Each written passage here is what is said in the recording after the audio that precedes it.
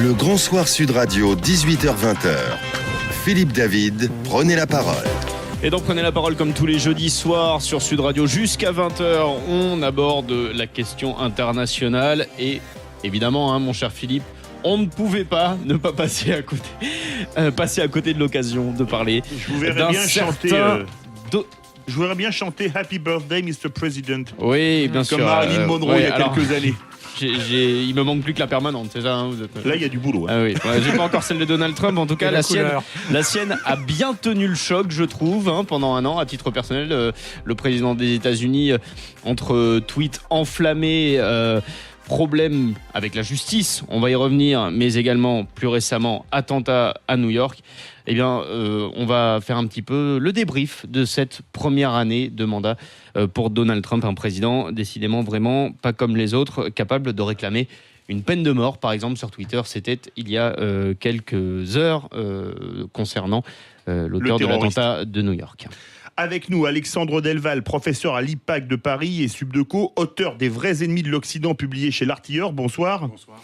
Jacques Potier, spécialiste des USA, professeur de littérature américaine à l'Université de Versailles. Bonsoir. Bonsoir. Guy Hervier, spécialiste des USA, auteur de Great America, qui est sorti récemment, vous me pardonnerez l'accent, publié chez Masha Publishing. Bonsoir. Bonsoir. Et Jean Le Sieur, ancien directeur de la rédaction de France 24, auteur de Un meurtre à Georgetown, la CIA et l'amour caché de Kennedy, publié aux éditions du Toucan. Bonsoir. Bonsoir. Allez, on va commencer une question clin d'œil. On va faire le tour du studio dans ce sens-là. Jacques Potier, un an après, est-ce que vous auriez envie de chanter Happy Birthday, Mr. President? Naturellement. On fête toujours les anniversaires.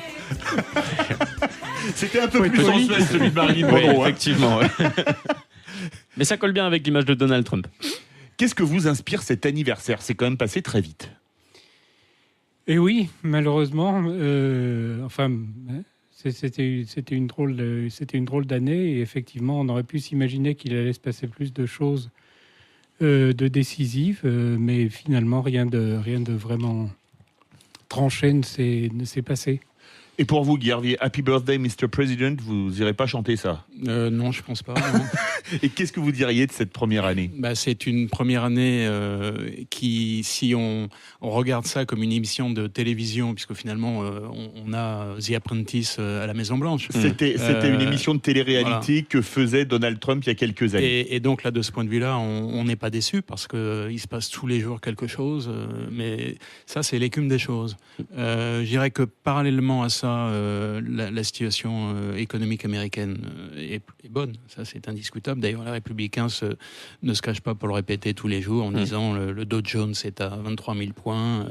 Le Dow Jones, c'est pas toute l'économie. Non, mais d'ailleurs, oui, mais enfin. Soit dit en passant, la pauvreté, c'est aussi une statistique de l'économie. Bien sûr, mais le taux de chômage a baissé dans les proportions. Bon, donc, je dirais, ça c'est indépendamment de l'action de Trump. Donc, je dirais qu'il y a un personnage à la Maison-Blanche qui est quand même quelque chose qu'on n'a jamais vu auparavant. Et puis, malgré tout, la société américaine continue. Et heureusement, les check and balances, comme on dit, jouent malgré tout un certain rôle. Jean Le Sieur, vous, Happy Birthday, Mr. President, ne serait pas pour vous non plus? Sûrement pas, non. Moi, le bilan que je ferai, indépendamment des choses éventuellement distrayantes ou drôles que Trump nous a fournies en tant que, grand animateur de télévision, moi, je dirais que cette année a été un désastre. Un désastre parce que le président des États-Unis, qui est censé être le leader de ce qu'on appelle le monde libre, a perdu toute crédibilité en tant qu'individu. Les États-Unis d'Amérique ne sont plus une puissance qui, à tort ou à raison, souvent à tort, souvent à raison, a quand même inspiré le reste du monde, et cela depuis un certain nombre de décennies. Et au bout d'un an de présidence Trump, qu'y a-t-il comme bilan? Juste des outrances, des insultes, comme je disais au début, une décrédibilisation de ce que sont les États-Unis d'Amérique. Moi, qui ai passé ma vie à défendre les États-Unis d'Amérique auprès des anti-américanistes primaires qui nous entourent, là, je suis à court d'explications, de justifications éventuelles pour ne serait-ce qu'expliquer le comportement de Trump vis-à-vis de sa propre population et vis-à-vis du reste du monde. Alexandre Delval, et pour vous, pas de Happy Birthday, Mr. President? Alors moi, je répondrai un peu comme les jésuites ou les rabbins dans Rabbi Jacob. Je répondrai à une question par une autre question. Ah oui. Qu'est-ce qu'on préfère? Un coup de barre de fer dans la figure ou une insulte? C'est quand même plus agréable, une insulte. Enfin, c'est pas agréable, mais c'est quand même moins désagréable. Ben là, c'est un peu pareil. Alors, les outrances de Trump sont à critiquer, bien entendu, à déplorer. Il est vulgaire, il est très douteux, y compris sa vie personnelle, sa façon d'écrire la richesse, son cynisme, tout ce que vous voulez. Mais son bilan verbal est quand même beaucoup moins grave et beaucoup moins horrible que le bilan des gens qui, eux, avaient des propos très mesurés, très politiquement corrects, très sympathiques et qui ont déstabilisé l'humanité, notamment le Moyen-Orient. Mais vous avec prenez, des guerres, vous prenez en compte ces déclarations sur Twitter, Alexandre Delval? Oui, mais ce ne sont que des mots. Vous savez que la politique, c'est soit on fait et on ne dit pas, soit on dit et on ne fait pas. Alors lui, il dit, il a fait quelques petites frappettes, mais ça n'a rien à voir avec la déstabilisation de l'Irak, qui a permis à l'Irak, ex-régime laïque, de devenir la base d'Al-Qaïda, puis ensuite de Daesh. Comme dit Kamel Daoud, l'Amérique aujourd'hui, elle est le père de Daesh, et sa mère, c'est l'Arabie Saoudite et le salafisme wahhabite. Mais donc oui. je pense qu'il faut quand même Chacun sait que c'est Barack Obama qui a créé l'État islamique. Je suis plus choqué par les mots, cher monsieur, par les actes que par les mots. Les mots ne sont que des mots. Et croyez-moi, si on vous insulte, c'est quand même moins grave que vous faire dégommer ou des barres devant la figure. C'est un peu cette figure que je prends. Mais quels ont été les actes de Donald Trump, sinon d'avoir pour résultat que l'Amérique aujourd'hui n'est plus respecté par personne, que Donald Trump s'en va demain en Asie, il va aller en Chine où il va se faire laminer par les Chinois, il va en Corée du Sud où il n'a aucune espèce...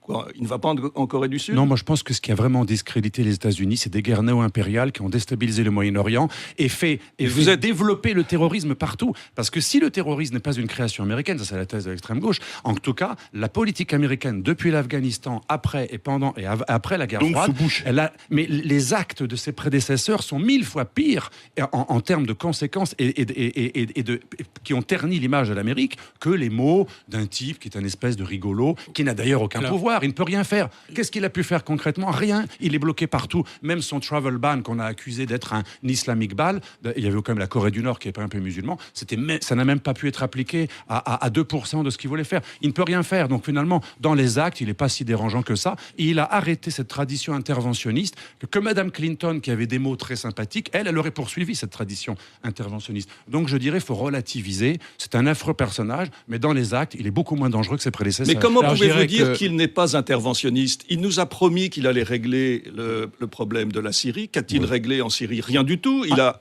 alors envoyé... Il a laissé les pragmatiques. Alexandre Delval, on va faire réagir également Guy Hervier et Jacques Potier sur cette question notamment de l'interventionnisme. Guy Hervier. Je dirais que on ne peut pas comparer pour l'instant Donald Trump puisqu'il n'a même pas été à la Maison-Blanche un an. Donc il a encore rien fait. Oui, en fait, il a été élu en novembre, mais il est entré en fonction en janvier. Le 20 janvier. Mais donc là, on peut comparer avec un an de Trump, 8 ans de Bush et 8 ans d'Obama. Donc je dirais que pour l'instant, c'est un peu inégal. Mais imaginons, projetons-nous dans l'avenir, dans 7 ans. Regardez ce qui s'est déjà passé, qui ne sont que des escarmouches avec la Corée du Nord. Mais on a quand même en face de nous un personnage qui, même si vous dites que sur Twitter ce ne sont que des mots, qui a engagé une espèce d'invective verbale avec quelqu'un qui est quasiment aussi...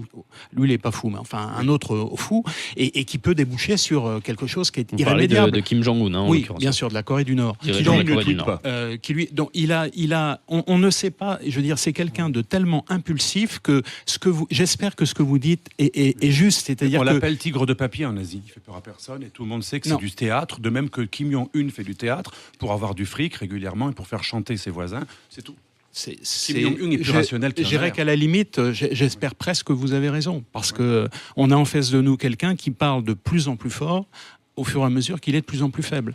Et c'est quand même effectivement un peu embêtant. Jacques Potier. Oui, c'est un comportement qui déstabilise d'une manière générale toutes les relations internationales.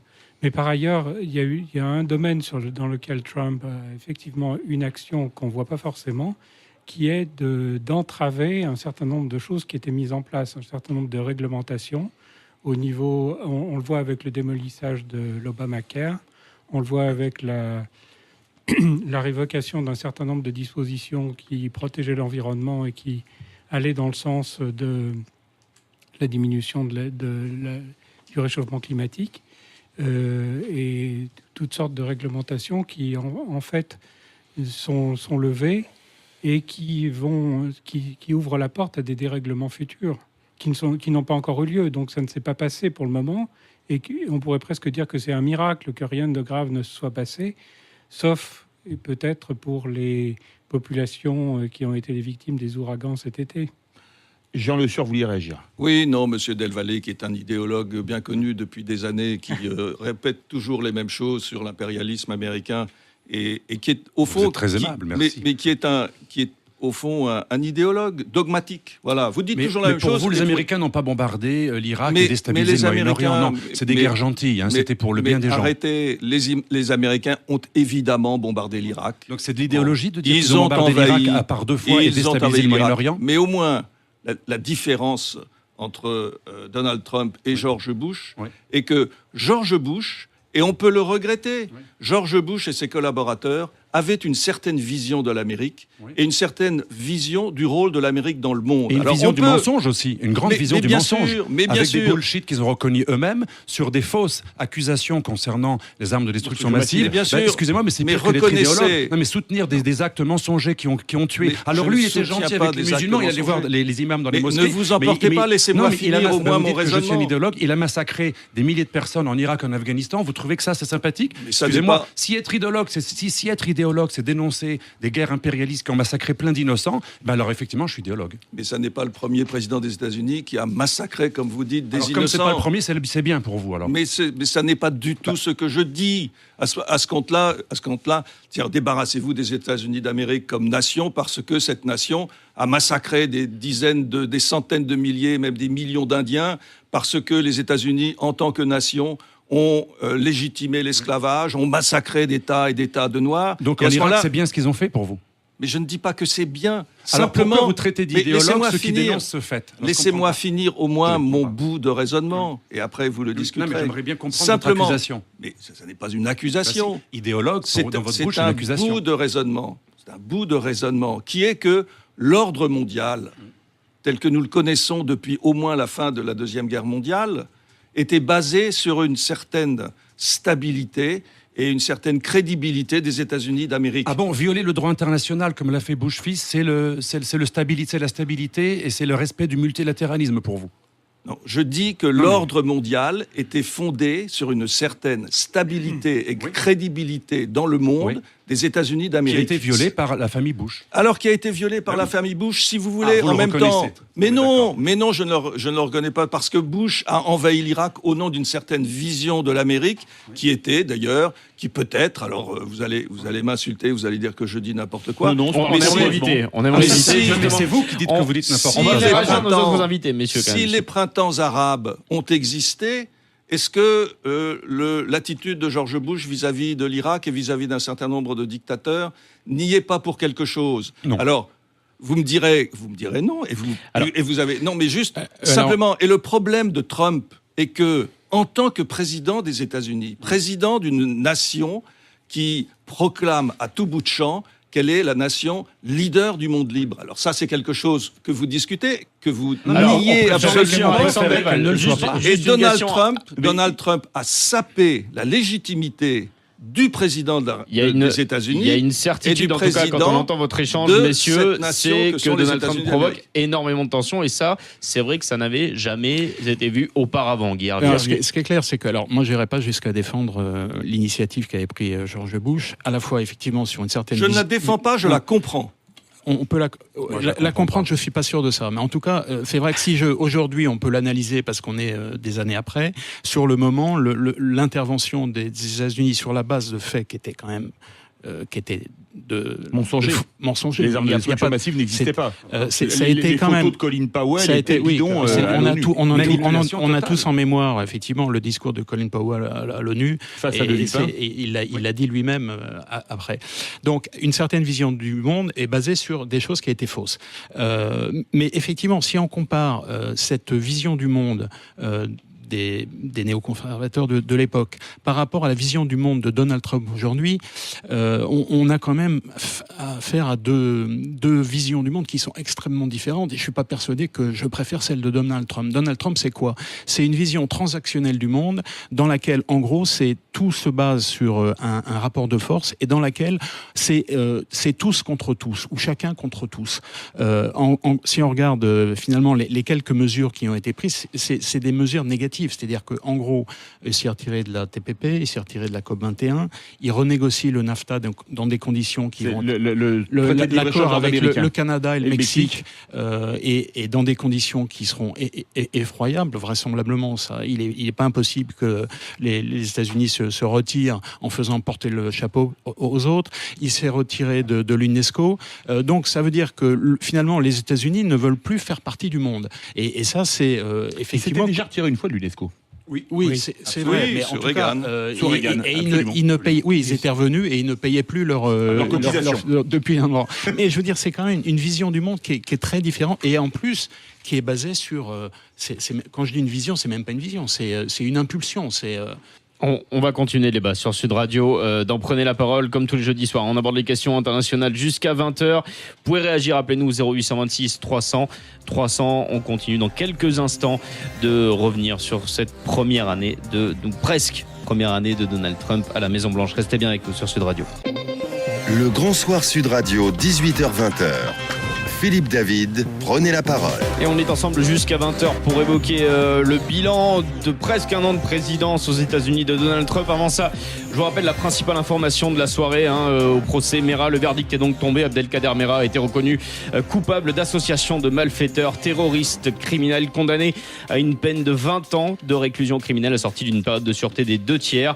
Et il sera en plus également inscrit au fichier judiciaire des infractions terroristes. Il comparaissait pour les meurtres commis par son frère en 2012 à Toulouse et Montauban. Voilà, 20 ans donc de réclusion criminelle pour Abdelkader Mera. Alors, on va continuer avec nos invités. Alexandre Delval, professeur à l'IPAC Paris et Subdeco, auteur des Vrais ennemis de l'Occident publié chez l'Artilleur. Jacques Potier, spécialiste des USA, prof de littérature américaine à l'Université de Versailles. Guy Hervier, spécialiste des USA, auteur de Great America aux éditions Macha Publishing. Et Jean Le Sueur, ancien directeur de la rédaction de France 24, auteur de Un meurtre à Georgetown, la CIA et l'amour caché de Kennedy aux éditions du Toucan. Cette semaine, il y a eu un attentat. Le président américain a accusé hier ses adversaires démocrates d'être indirectement responsables de l'attentat à New York, puisqu'il a affirmé que le conducteur du véhicule bélier, Saifullah Saipov, un ouzbek de 29 ans, est entré aux États-Unis en 2010 grâce au programme d'immigration par tirage au sort lancé à l'initiative d'élus démocrates en 90. Cette loterie de la diversité offre chaque année 50 000 cartes vertes pour entrer sur le territoire américain, avec donc le droit d'y travailler grâce à la carte verte. Donald Trump, il veut depuis longtemps supprimer ses visas par tirage au sort, mais ça, à l'époque, le président, c'était George Bush père. Est-ce que c'est pas une gaffe d'avoir tenu ce propos alors que c'était un républicain qui était à la Maison-Blanche, Jacques Potier ? Ou c'est encore une fois une punchline comme les journalistes font des punchlines. Effectivement, c'est un sideshow, c'est une diversion.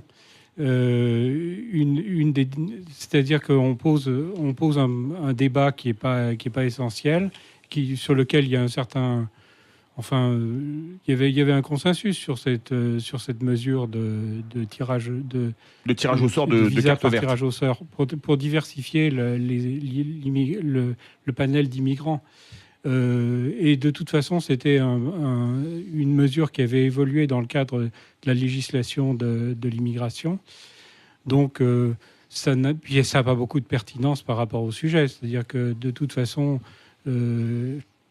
Le coupable des attentats était entré aux États-Unis, et toutes les mesures qu'on pourrait prendre maintenant pour arrêter n'empêcheraient pas que les auteurs d'attentats, depuis le 11 septembre, avec l'exception du 11 septembre, étaient des gens qui étaient déjà aux États-Unis.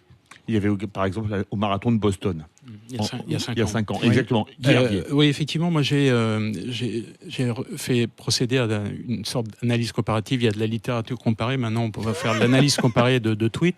Et j'ai fait la comparaison des tweets entre. Alors, on peut dire oui, des tweets, c'est des mots, mais c'est quand même important parce que ça traduit l'idée que ce président a vraiment inculquée dans lui-même.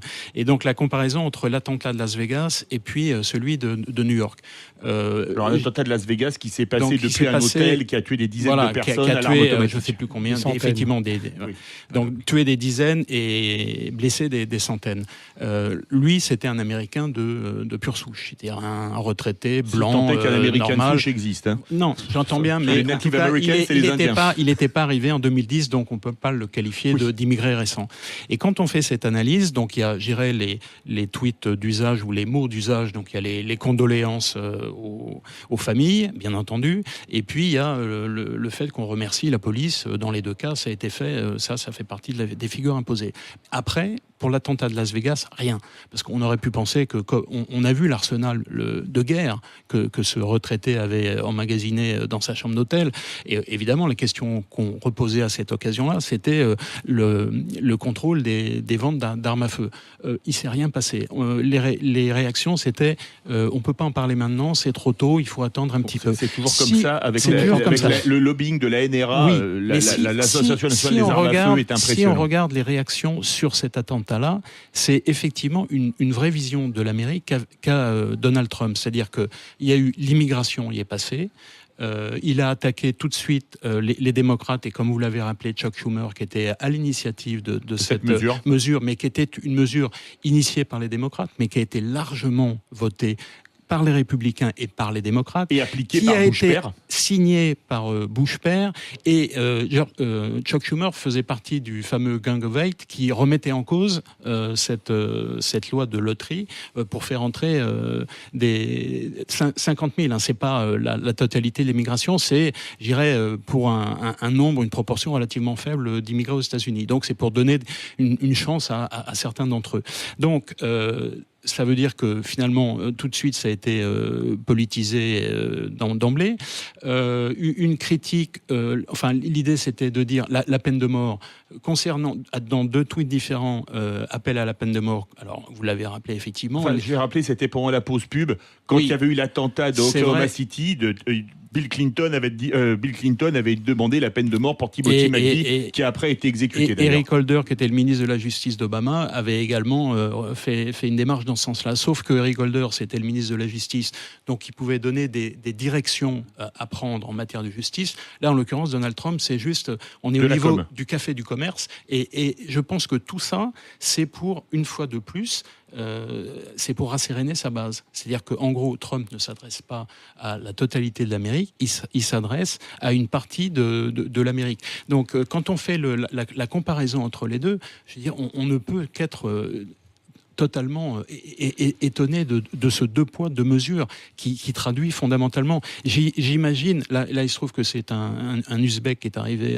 donc il ne faisait pas partie des 7 pays du travel ban, mais c'est-à-dire il y a le Yémen, il y a le Soudan, etc. Imaginez 30 secondes que c'était en plus il eût été noir. Vous imaginez ce que ça aurait pu être. Donc c'est vraiment une vision de l'Amérique qui est absolument effroyable. Jean Le Sueur. Mais moi, je trouve qu'on fait beaucoup d'honneur à Donald Trump de penser, d'une part, que ses tweets, ce sont des diversions, ou bien il ne s'en rend pas tout à fait compte. Il veut rasséréner. C'est pas quand même un Twitter compulsif. Sa base. Oui, mais c'est parce que c'est la seule manière qu'il comprend de faire de la politique. C'est la manière de Trump de faire de la politique. Donc, il ne réfléchit pas à rasséréner sa base, il s'en fout de sa base. Et de toute façon, sa base aujourd'hui correspond à quoi? Au maximum 30% de l'électorat américain. 35. Il ne fait pas ça parce qu'il est suffisamment malin, il se dit tiens, je vais balancer une bêtise sur Twitter parce que comme ça va faire diversion, on va oublier l'enquête de Robert Mueller sur la Russie. Ça n'est pas vrai. C'est-à-dire Trump n'est pas ce type de personnage. Trump est un animateur de télévision qui est extraordinairement spontané, qui parfois a des outrances, qui ont un certain talent, mais ça n'est que ça n'est pas quelqu'un qui raisonne en termes de politique.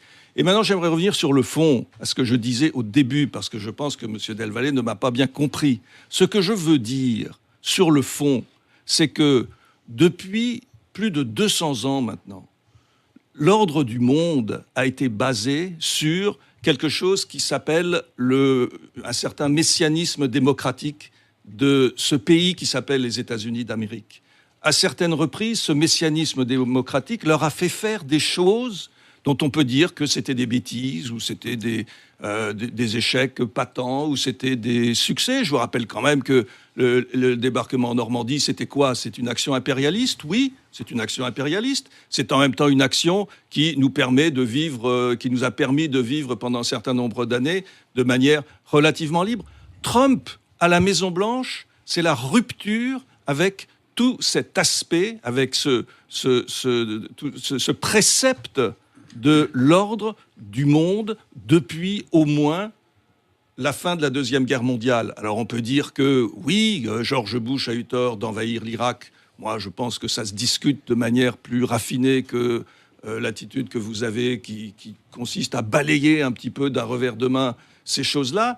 Trump, il rompt avec ce que sont et ce qu'ont été les États-Unis d'Amérique depuis 200 ans. Et c'est très important, c'est même capital et dangereux, parce que, encore une fois, dans le monde d'aujourd'hui tel qu'il est, avec tous les dangers qui le menacent, le fait d'avoir un personnage aussi instable, aussi imprévisible, aussi peu équipé en termes de culture personnelle, de connaissance du monde, de connaissance de l'histoire, de la géographie du monde, ce président fait courir un grave danger au monde tout entier.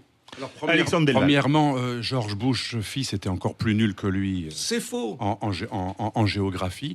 Et votre argument qui rejoint le point Godwin sur la Seconde Guerre mondiale me rappelle un jour un débat avec Moïse. On parlait de la guerre du Kosovo. À l'époque, je critiquais cette guerre du Kosovo. Mais comme vous avez toujours est-ce que je peux finir ma phrase? les initiatives laissez-le s'exprimer. C'est mon droit de critiquer la politique étrangère américaine. Et je me rappelle, M. Molisi, il faisait comme vous. Il disait, oui, mais si on critique l'impérialisme américain, c'est une forme d'ingratitude vis-à-vis des gens qui nous ont libérés pendant la Seconde Guerre mondiale. Excusez-moi, mais c'est obscène. Ce genre d'argument d'autorité, cher monsieur, est obscène. Ça met indirectement, de manière homéopathique, votre adversaire dans le camp de ceux qui seraient nostalgiques du Troisième Reich ou qui ne seraient pas solidaires de la guerre contre le nazisme. C'est obscène. Je suis pas certain que ce soit ce que Jean Le Sieur ait dit. Si, c'est très lié, parce qu'en gros, on nous dit que grâce à eux, on a été libérés en 1940. Or, l'émission, elle n'est pas sur la Seconde Guerre mondiale en 1944, bien sûr, 44-45. Donc, on voit bien que c'est un argument d'autorité. Les arguments d'autorité ne sont pas des arguments. C'est des arguments qui visent à pousser l'autre, à être obligé d'être dans votre... Moi, je récidive, cher monsieur, quitte à vous choquer, que le messianisme américain est dangereux pour l'humanité. Ce n'est pas le multilatéralisme. Le multilatéralisme, l'ordre mondial et l'accord entre nations sur des bases du respect du droit international, ça n'a rien à voir avec ce messianisme américain qui justifie de manière morale, avec une sorte de religiosité, des actions impériales et des actions qui violent la base du droit international, qu'est le respect des souverainetés des États. La base du droit international et même des Nations Unies, c'est le respect de la souveraineté des États que les États-Unis ont violé au nom de belles idées. Mais on peut faire plein d'horribles choses au nom de belles idées. Donc votre messianisme, je n'y souscris absolument pas. Guy Hervier, il y a quand même beaucoup de choses qui émanent de ce qu'on entend jusqu'à présent, de ce débat. C'est que finalement, il y a beaucoup de bruit autour de Donald Trump, mais finalement assez peu de choses qui en ressortent en termes d'action vraiment concrètes. Beaucoup de communication, peu d'action. Là, on a beaucoup parlé de... Beaucoup de commentaires de sa communication. Effectivement, on parle beaucoup de politique étrangère. Si on regarde ce qui s'est passé sur le sol américain, finalement, Donald Trump avait 4 grands projets.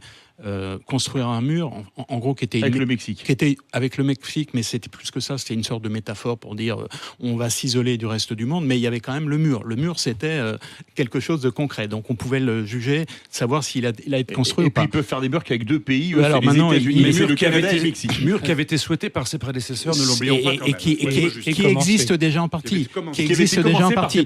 Mais ce que les prédécesseurs ont fait, c'est bien, mais lui, quand il fait la même chose, c'est mal. Ses prédécesseurs n'ont jamais, on a a en mémoire les déclarations qu'il a fait sur les Mexicains. Je pense pas qu'on aimerait.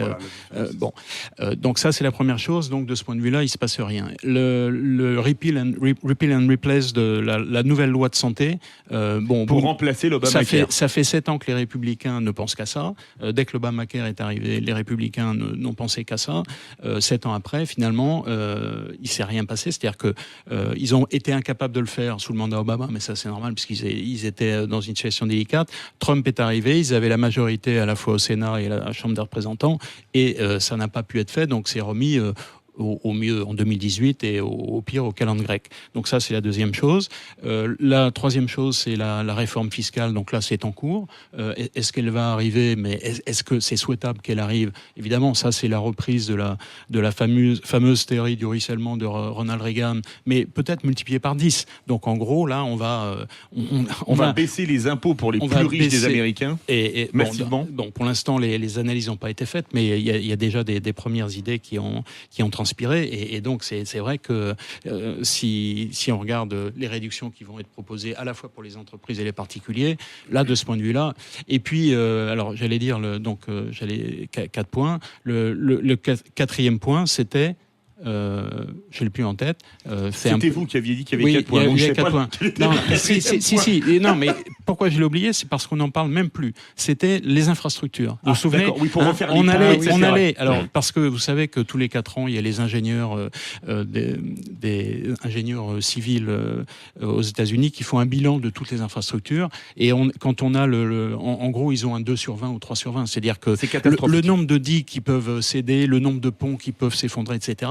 Et Trump lui-même avait dit la majorité des aéroports aux États-Unis, c'est des aéroports du tiers-monde.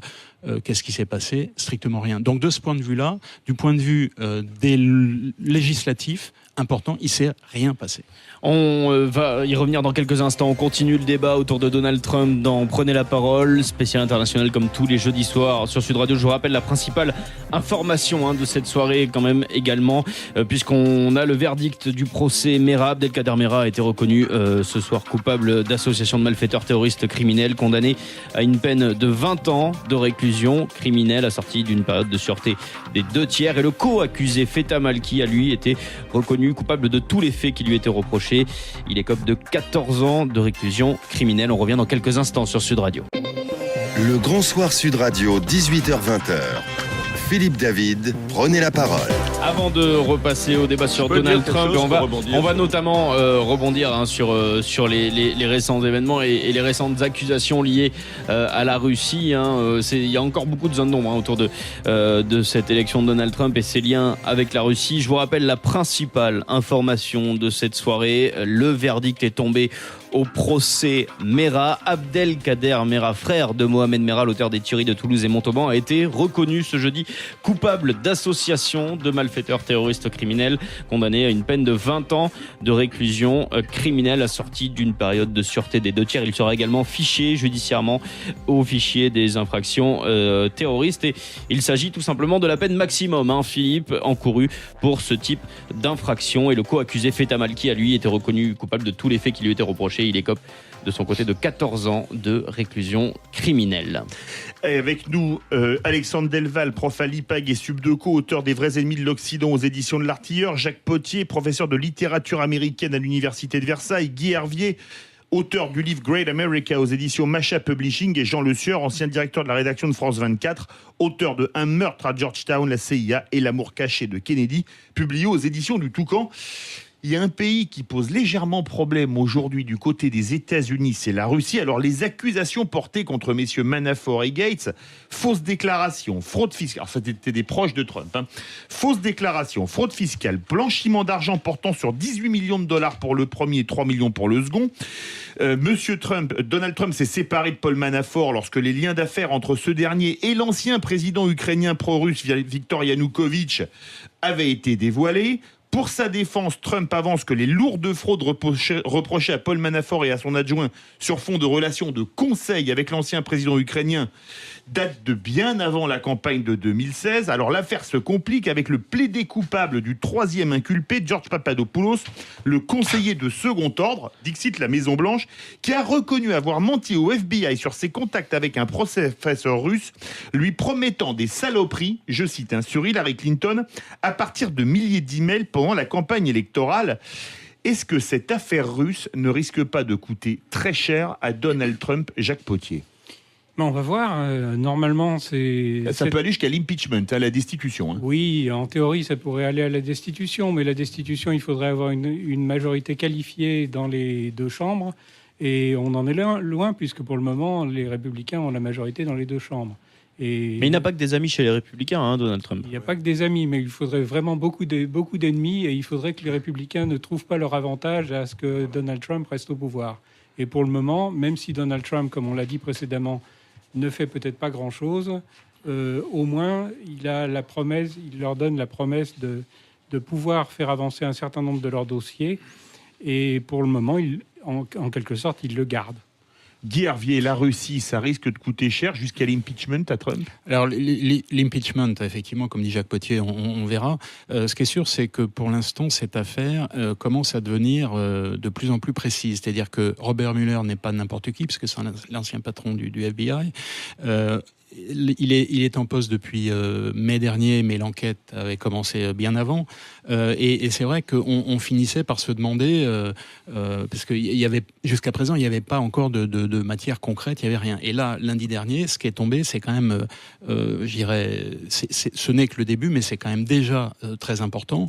Comme vous l'avez rappelé, l'affaire, il y a deux niveaux, Paul Manafort et puis son associé Gates.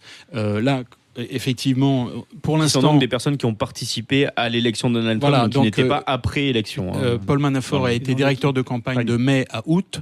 Il a activement participé à la convention républicaine. C'est lui qui a assuré finalement le fait que tous les délégués se portent sur Trump, parce qu'il y a un moment où c'était pas tout à fait sûr. Mais il est vrai que les chefs d'accusation, les 12 chefs d'accusation que vous avez rappelés, portent sur une période antérieure. La conclusion qu'on peut tirer, c'est que dans l'entourage relativement trouble qu'avait à l'époque Donald Trump, il a fait preuve d'un mauvais jugement. Ça, c'est la première chose. Maintenant, concernant George Papadopoulos, là, je pense que c'est là où les plus graves. On en est à peu près, à mon avis, si on se reporte à l'affaire du Watergate, on en est à peu près au moment où Nixon a été contraint de donner les bandes. Je ne sais pas si vous vous souvenez de cette affaire. C'était en 1974. J'étais un peu jeune. Moi aussi. Mais enfin, on s'en souvient, parce qu'il y a des livres d'histoire qui nous le rappellent. Absolument. Et là, sur les chaînes de TV américaines, il y a tous les anciens procureurs qui étaient impliqués dans cette affaire, qui racontent ça en détail. Donc, on peut se souvenir. Et donc là, effectivement, ce qui est intéressant, c'est que ce Papadopoulos, dont le nom fait penser à ce héros de bande dessinée de Tintin, là, c'est exactement. Et à l'ancien président chypriote. Ça fait quand même. Exactement. Il a été arrêté en juillet. Il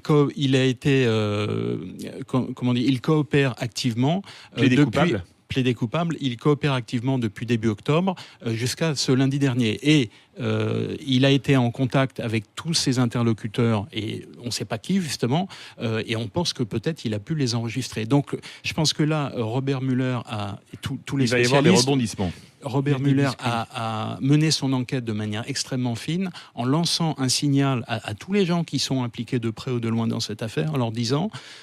il serait peut-être plus intelligent de votre part de coopérer avec nous, parce que si vous ne le faites pas, à ce moment-là, il pourrait vous arriver des choses qui seront bien plus graves. Paul Manafort a pris le risque de plaider non coupable. C'est le maximum. C'est le maximum. Si on plaide non coupable et qu'on est condamné, c'est le maximum. Il finit sa vie en tôle. C'est ça. Jean Le Sueur. Oui, moi, l'impeachment me paraît être un scénario très improbable. En revanche, il y a un scénario qui, compte tenu de ce qui peut se passer à partir de maintenant, n'est pas totalement inenvisageable. C'est une démission de Trump, contraint à la démission. Comme Nixon.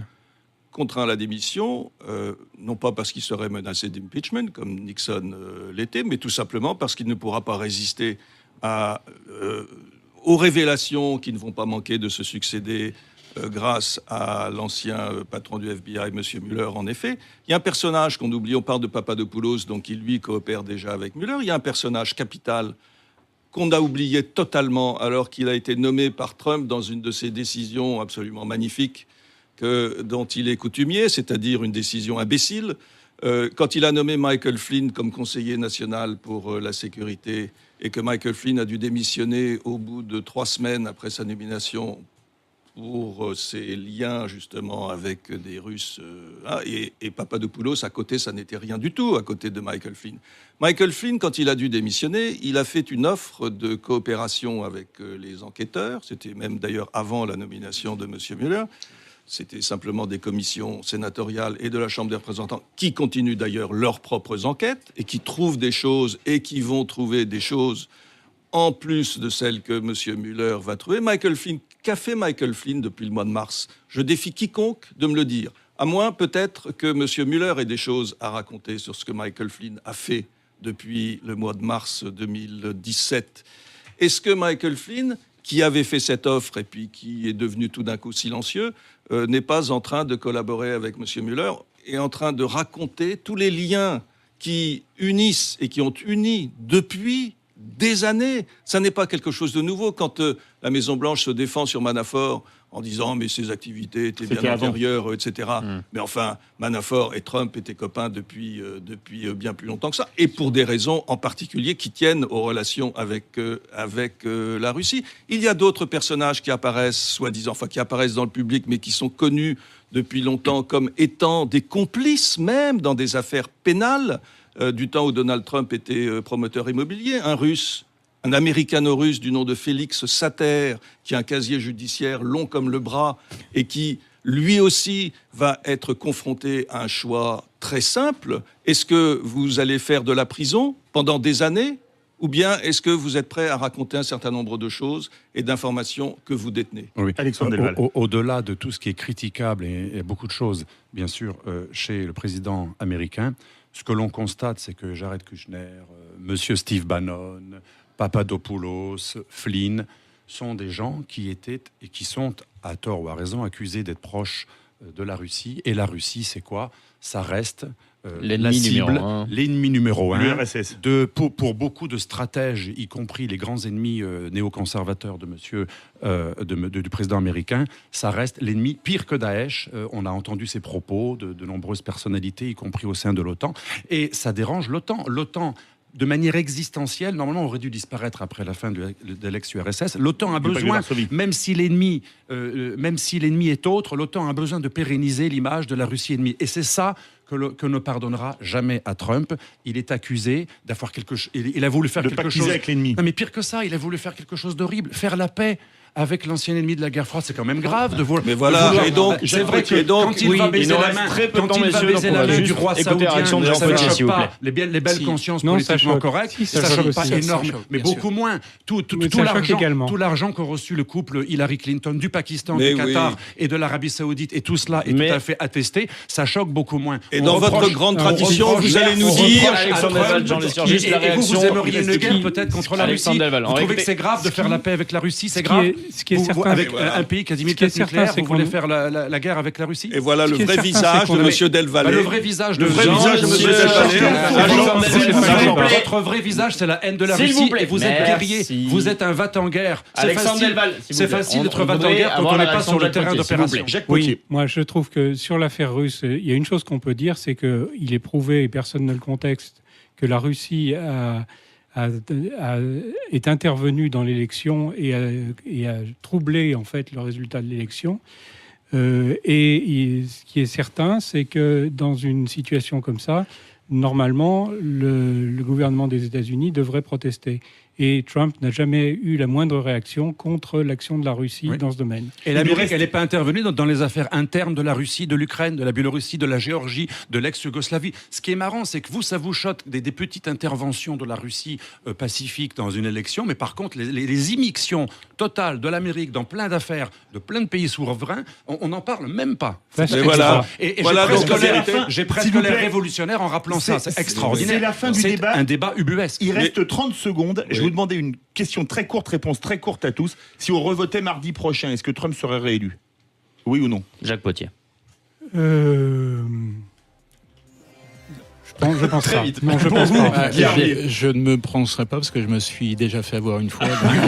Pour vous, Jean Le Sieur. Oui, moi je ne ferai pas de pronostic. Juste un mot pour dire, pour Non, on n'a pas le répondre. temps, Jean Le Sieur. Je suis sans doute pas le temps. On je a suis sans doute absolument un pas le temps, idiot Jean Le utile Sieur. des Je vais me demander à vous couper le micro. Ah bah vous le dites vous-même. Alexandre Delval, la réponse à la question de Philippe David. Bon, moi je suis il serait l'utilité réélu de ou pas personne.